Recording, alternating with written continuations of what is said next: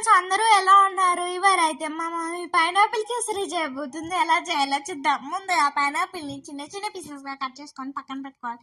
ఆ తర్వాత గీ వేసి కాజు బాదాం కిస్మిస్ని మంచిగా వేయించుకొని ఒక ప్లేట్లోకి తీసుకోవాలి. అదే గీలో 1 కప్పు గోధుమ రవ్వ వేసుకొని మంచిగా వేయించుకొని పక్కన తీసుకోవాలి. ఆ తర్వాత మరి కొంచెం గీ వేసి అందులో మనం కట్ చేసి పెట్టుకున్న పైనాపిల్స్ని వేసి వేయించుకోవాలి.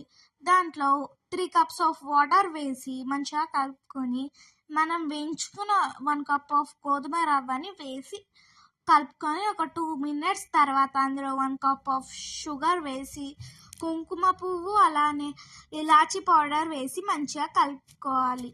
2 స్పూన్స్ ఆఫ్ గీ వేసి మంచిగా కలుపుకోవాలి. ఆ తర్వాత ఎల్లో కలర్ ఫుడ్ కలర్ని వేసుకొని మనం వేయించుకున్న డ్రై ఫ్రూట్స్ వేసి మంచిగా కలుపుకోవాలి. ఇంతే అండి, pineapple kesari ready. Please do like and subscribe our videos. See in next video.